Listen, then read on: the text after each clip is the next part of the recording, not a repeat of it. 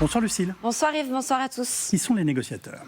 Eh bien, c'est le chef de la diplomatie d'Oman, Sayed Al-Boussaïdi, qui a reçu toute la journée les deux parties, séparément et à tour de rôle dans sa résidence de Mascate, la capitale. 3 séances de discussion de 2 heures chacune. Il n'y a donc pas eu de face-à-face. Côté américain, ils sont 3. Steve Witkoff et Jared Kushner, les 2 émissaires de Donald Trump. Brad Cooper, directeur du CENTCOM, le commandement central américain. Un militaire donc. Côté iranien, 3 hommes également. Abbas Araghchi, ministre des Affaires étrangères. Son bras droit, Majid Ravanchi. Et l'ambassadeur iranien à Oman, Moussa Farang. L'objectif était d'établir un cadre de discussion préalable à une rencontre en tête-à-tête. En clair, les thèmes qui seront abordés un peu plus tard. Qu'en est-il ressorti exactement ? Eh bien, les premiers échos qui nous sont parvenus viennent de l'Iran. On évoquait hier un plan en 5 points qui incluait en particulier la question du nucléaire, des fameux missiles et le soutien aux milices alliées dans la région. Eh bien, Téhéran, semble-t-il, est parvenu à réduire les discussions en un seul point, le nucléaire. Écoutez Abbas Araghchi, justement, il s'en félicite. ببینید موضوع گفتگوهای ما فقط هسته‌ای هست. ما در مورد هیچ موضوع دیگری با آمریکایی‌ها صحبتی نداریم. البته اینکه گفتگوهای هسته‌ای و حل و فصل مسئله هستی باید در یک فضای آرام و بدون تنش و بدون تهدید به خصوص صورت بگیره. چرا این نکته Et là encore, Araghchi indique à la sortie qu'il n'acceptera pas l'abandon total du programme nucléaire.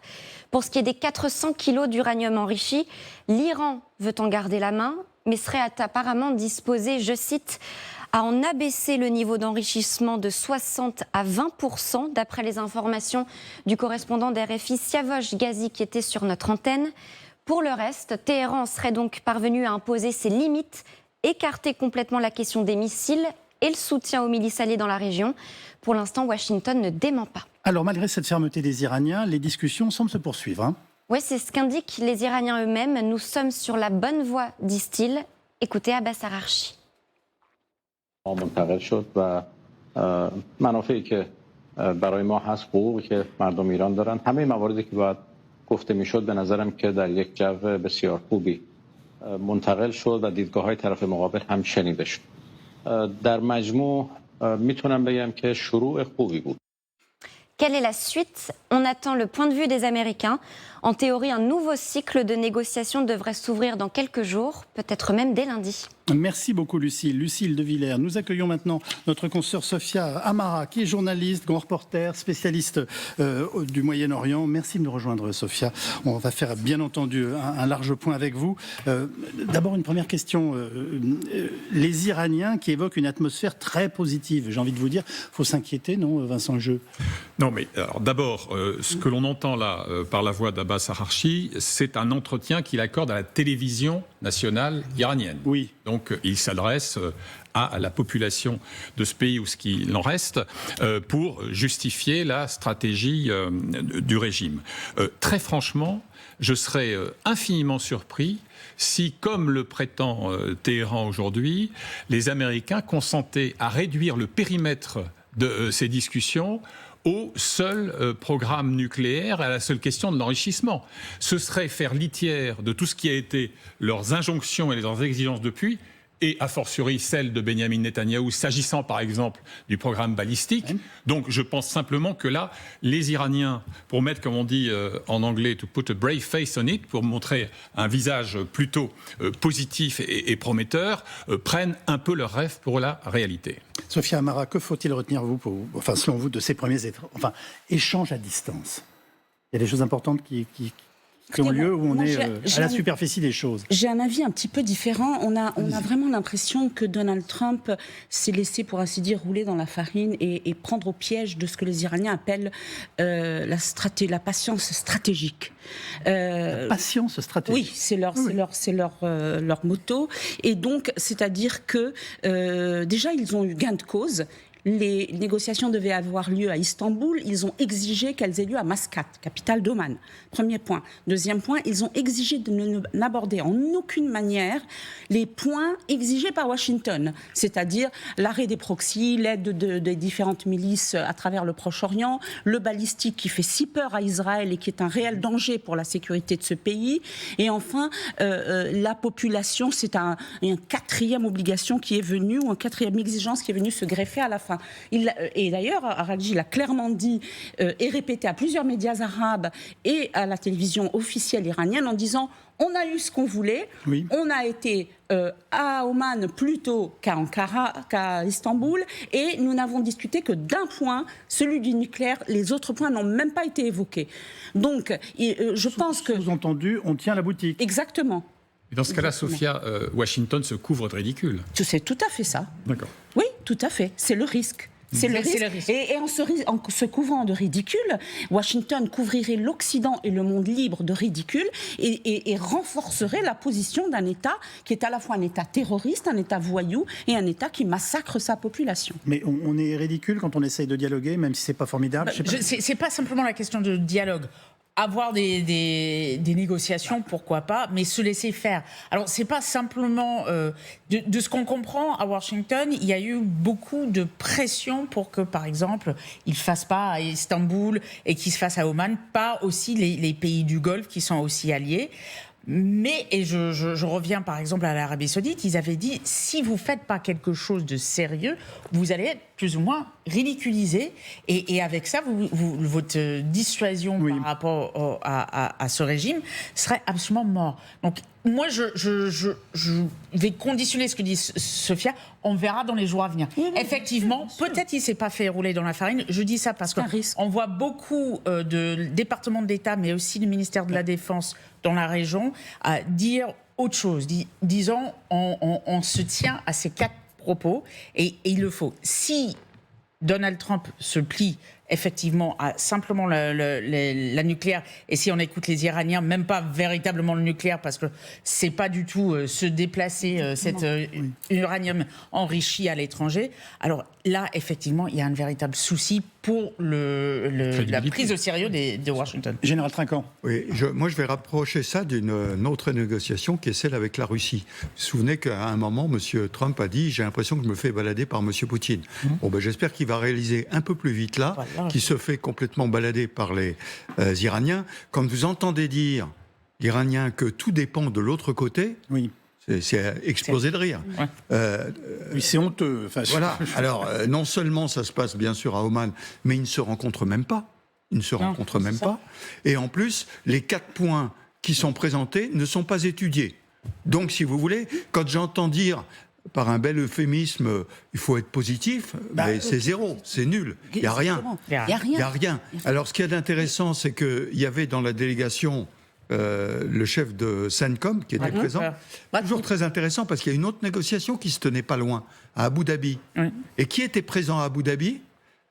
Le chef du SHAPE, enfin de Usarer, donc le chef américain de l'OTAN et de l'armée américaine.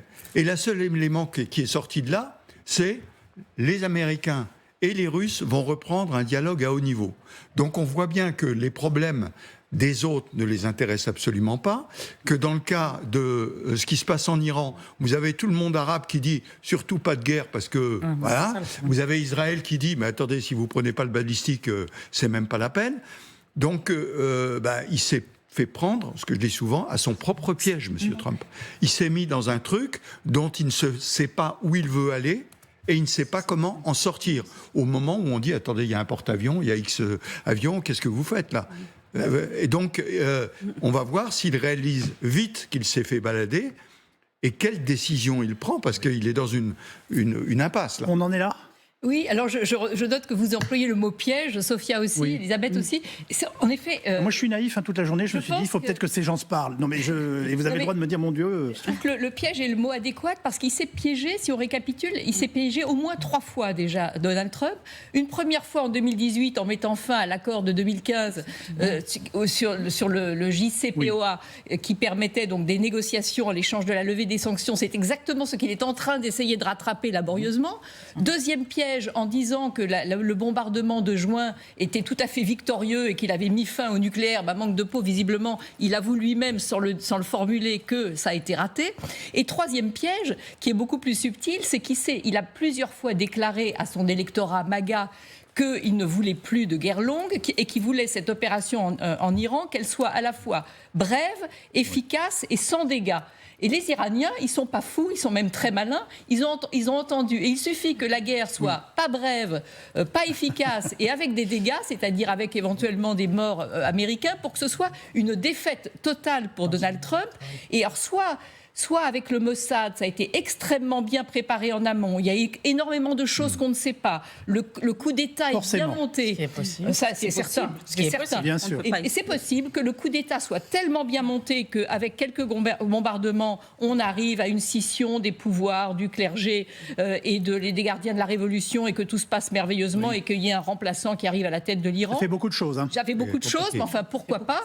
Soit cette armada américaine est un bluff monumental et que les Iraniens vont se plier pour négocier, ils n'ont pas l'impression, c'est pas l'impression qu'ils donnent maintenant, soit ça n'est ni l'un ni l'autre, et là il y a un engrenage qui est exactement ce dont Trump ne voulait pas du tout, c'est-à-dire que une frappe égale riposte iranienne égale engrenage égale guerre sans fin. Vincent Lejeu. Hélas, le moment viendra où Trump devra, que ça lui plaise ou non, conjurer le spectre du tout ça pour ça. Exactement. Plus vous amassez un dispositif étoffé, plus le temps passe, plus les pressions d'Israël s'intensifient, plus, dit une analyste américaine dont je lisais l'article tout à l'heure, la tentation d'en finir, de céder et donc de frapper pour encore une fois préserver un ego endolori va s'imposer. Ce risque-là, à mon avis, ne doit pas être écarté, d'autant plus qu'on connaît Trump, il va encore nous parler d'une opération magnifique, et c'est vrai qu'il est plus doué dans l'hyperbole que dans le Super Bowl. Vous l'avez celle-là ? On n'a absolument pas de nouvelles de lui pour l'instant, ça ne vous a pas échappé. Hein. Non, mais on n'a absolument aucune nouvelle de lui. Et aujourd'hui, je vais vous dire un truc ridicule, en voyant ces bateaux et ces navires, c'est le côté petit garçon chez moi qui m'émerveillait depuis quelques jours, aujourd'hui j'ai commencé à trouver ça tarte. Non mais pardonnez-moi de l'exprimer aussi simplement, car ce sont des sentiments successifs qu'on peut avoir. Le prochain message sur Truth Social, et on en reparle. Vous gère le monde via ce réseau, mais en réalité, plus cette armada augmente et moins les Iraniens ont peur. C'est ça qu'il faut se dire. Les Iraniens sont peut-être criminels envers leur population, et c'est pas leur seul défaut. Les mollahs, je veux dire, bien entendu, je ne parle pas du peuple, mais par ailleurs, ce sont des gens très intelligents, ce sont de fins stratèges. Retors, évidemment, pervers dans leur politique, notamment au Proche-Orient et contre leur propre peuple, mais par contre, ils sont intelligents. Et en fait, en réalité, ils sont tout à fait conscients du piège dans lequel Trump est tombé. Donc ils savent qu'il ne peut pas imposer une guerre, qu'il n'a pas envie de perdre des soldats américains, qu'il a le problème Epstein à la maison, que tout ça fait que les Arabes ne veulent pas de guerre parce qu'ils sont dans le tout développement, tourisme, etc. Je parle des pays du Golfe. Oui. Eh bien, c'est pour ça, il sait que Trump en fait est piégé et il joue le temps, il joue la montre. Alors, et j'ajouterais à ce que vous dites qu'ils ont sans doute moins peur de la guerre que Donald Trump, parce que finalement la guerre peut aussi rassembler et réunifier le régime. Et lui, il est en année électorale qui se profile assez mauvaise pour lui aussi, avec à peu près 60% de l'électorat qui ne veut pas voir une guerre avec l'Iran, parce que leurs inquiétudes sont les dossiers Epstein, sans le coût de la vie, et pas du tout une guerre au Moyen-Orient. Alors, il y a quand même un éléphant au milieu de la pièce dans cette affaire, c'est la menace militaire, parce qu'elle plane encore sur les mers, avec la fameuse armada, sur terre, dans les airs, et les États-Unis continuent de masser des forces dans les toutes dernières heures. On vous retrouve, Lucille de Villers. Washington continue d'agiter le bâton, pression militaire maximale. Oui, effectivement, d'abord d'un point de vue militaire, avec cet avertissement de Donald Trump via sa porte-parole Caroline Leavitt, tout en sous-entendu. Écoutez-la. While these negotiations are taking place, I would remind the Iranian regime that the president has many options at his disposal, aside from diplomacy, as the commander-in-chief of the most powerful military in the history of the world. Et comme pour joindre les actes à la parole, 2 avions de transport militaire de plus, comme ceux-ci sont en passe d'être déployés dans la région, ils atterront d'ici quelques heures sur une base du Moyen-Orient, portant le total à 5. Dans le même temps, le porte-avions Lincoln avance. Les côtes iraniennes seront très bientôt à portée de tir, ont indiqué des responsables américains à NBC. Pression aussi du point de vue du régime en lui-même. On apprend qu'en coulisses, les Américains préparent l'après-Mollah. Jared Kushner discute, consulte une poignée d'hommes d'affaires iraniens en exil aux États-Unis, je cite, susceptibles d'apporter leur aide en cas de destitution du guide suprême. L'idée serait de créer un comité de transition destiné à gouverner l'Iran en cas d'effondrement du régime, un peu comme le Conseil de la paix pour Gaza. Et côté Trump, le président aurait fait explicitement savoir qu'il souhaitait recevoir l'opposition iranienne en Floride, peut-être même dès ce week-end dans sa villa de Mar-a-Lago. Un dernier mot, Washington a annoncé il y a un peu moins d'une heure de nouvelles sanctions pétrolières contre l'Iran. Elles visent 15 entités, dont des entreprises et des banques, et une quinzaine de navires de la flotte fantôme russe utilisés par Téhéran pour vendre son pétrole. Et cela s'inscrit, je cite, dans le cadre de la campagne de pression maximale menée par Donald Trump. Merci Lucille de Villers. Bon, comment vous résumez tout ça et où en est-on ce soir? Parce qu'en fait, c'est la vraie question. C'est la question que tout le monde se pose. L'inconnu est encore grande, on ne peut jurer de rien. Ce qui semble en tout cas évident, c'est que Trump, le président américain, s'est précipité et a demandé à cette population de prendre les places publiques, les administrations en Iran, je veux dire, oui. Et que finalement il les a abandonnés. En tout cas, les massacres ont été... Il les a abandonnés ? Oui, il les a abandonnés, clairement. Il les a abandonnés parce que les massacres ont été très importants. Le nombre des victimes est effarant. Certes, on peut avoir besoin de temps pour aller sur place et émasser cette armada. Oui. Mais une frappe, même localisée, aurait en tout cas empêché les gardiens de la Révolution d'aller au-delà et de réprimer autant de personnes. À cette échelle-là, on parle de 30 000 morts en 2 jours, c'est absolument énorme. Donc là, vous nous dites, il n'a pas fait le minimum. Non, il n'a pas fait le minimum syndical. Et plus encore, il leur a dit l'aide arrive. Et moi, je suivais sur des sites ou des groupes WhatsApp iraniens ou Telegram avant que l'Internet soit complètement coupé, qui disaient we need it now. C'est pas demain, c'est pas après-demain, c'est maintenant et tout de suite. Donc déjà, c'est ça finalement qui a fait bouger cette armada au départ, puisque les négociations étaient gelées, puisqu'Israël a frappé en juin dernier, mettant un point final aux négociations qui étaient à Oman, engagées à Oman également. Mais aujourd'hui, quelle est la situation? Alors, on nous parle de Jared Kushner, c'est bien beau, c'est comme l'histoire de Gaza. Jared Kushner voudrait déjà faire des deals avec des hommes d'affaires. Ce qui compte aujourd'hui, c'est de sécuriser le pays et d'empêcher qu'il ne sombre dans une guerre civile, si tant est que Trump finit par frapper. Et donc c'est mettre la charrue avant les bœufs, et cette manière assez malsaine de mettre sa famille dans le deal. Déjà, bien sûr, l'Iran est un pays riche. L'Iran n'a pas besoin de Jared Kushner pour faire des affaires et pour se redresser. Si les mollahs n'avaient pas été au pouvoir pour justement utiliser les fonds et les revenus pétroliers pour déstabiliser la région, alimenter le terrorisme, l'Iran n'a besoin de personne et pas de Jared Kushner. Aujourd'hui, ce qui compte, c'est de pacifier ce pays en admettant que le régime tombe et que cette population soit enfin libérée. On en est loin. Oui, pour l'instant, on voit que tous les moyens concentrés ont 2 options. La pression, mais on voit que ça ne marche pas du tout. Après cette réunion à Oman, on voit que le gouvernement des Mollahs ne bouge absolument pas. L'autre, c'est l'option de faire quelque chose. Alors, de faire quelque chose, c'est très compliqué. On en a beaucoup parlé, entre les actions du Mossad, les frappes, etc., etc. Mais ce dont on est à peu près sûr, c'est que malgré ce que dit la porte-parole de la Maison-Blanche, l'armée la plus puissante du monde de toutes les histoires, etc., ça c'est le cinéma de Trump, ça n'empêche qu'il peut y avoir 1, des dérapages, 2, des pertes américaines. Ça, c'est incontournable. Et donc, le choix du président Trump va être « Ok, je rentre là-dedans avec les risques que ça comporte. » Parce qu'il n'y a pas 0 risque. Si vous voulez, c'est pas le Venezuela avec le choix est fait. Le choix est fait. Ah non, je dis pas qu'il est fait. Non, parce qu'on pourrait le comprendre dans alors, vos si propos. vous me posez la question, oui. C'est le choix que je ferai. Hein, mais je ne suis pas le président des États-Unis. Mais ce que je veux dire, c'est que il s'est mis dans un tel piège, piège que soit il est déconsidéré, Mais une fois de plus, j'allais dire, pourquoi pas, après les 10 victoires, les 10 plans en paix qu'il a eu, qui n'ont Oui, mais jamais vous savez qu'avec lui, c'est jamais sa faute. Ouais, c'est Ouais, vrai. bien sûr. Non, mais c'est extraordinaire. c'est comment il va présenter ça aux médias. C'est son point essentiel. Soit il y va avec des risques d'une guerre qui va forcément pas durer 2 jours.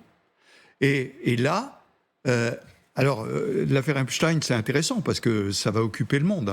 Cette opération en Iran, si elle a lieu pendant que l'affaire Epstein est sur la table. Maintenant, ça peut être un boomerang. Ça peut être, écoutez, oui, ça marche, votre affaire en Iran, ça ne marche pas en fait. Et en plus, vous risquez d'être poursuivi. Donc, il est vraiment dans une situation épouvantable. Et moi, je pense que c'est un peu une partie de poker pour lui, là. Est-ce que je risque le coup ou je ne risque pas le coup? Back to basics, dans le sillage de ce que Sophia détaillait tout à l'heure. Retour aux fondamentaux. Merci. Au commencement était une méconnaissance crasse de la complexité des dossiers internationaux et également le poids d'un mercantilisme obtus. Ça fonctionne pour Gaza, ça fonctionne pour toutes les paix prétendues en carton-pâte dont se prévaut Trump. Vous prenez Gaza, vous prenez la Libye, la Syrie, l'Irak, la République démocratique du Congo, l'ancien Zaïre, etc. À chaque fois, on croit que c'est simple à Washington. Eh bien, ça ne l'est pas parce qu'on a une méconnaissance abyssale des rapports de force locaux, des complexités, des problèmes identitaires, des tensions communautaires, etc. Et il ne suffit pas d'agiter son gros bâton en répétant, comme l'a fait Caroline Leavitt, qu'on a la plus puissante armée du monde, pour instaurer une paix durable. Là, vous parlez du président américain, vous ne parlez pas de la qualité globale des gens qui l'entourent ou qui peuvent lui apporter des informations. Plus personne ne l'entoure que des yes men, comme on dit, des bénis oui-oui. Des bénis oui-oui. Mais bien sûr. Oui, et d'ailleurs, et je termine là-dessus, puisque l'analogie avec le Venezuela est inepte. Il n'y a pas de Dulcy Rodriguez, cette vice-présidente chaviste de stricte obédience, placée là et sous surveillance. Il n'y a pas de Dulcy Rodriguez à turban noir ou blanc à Téhéran. Donc là encore, ce qu'on risque de payer, ce que le monde va payer, c'est l'incroyable médiocrité de l'administration américaine sur le champ international.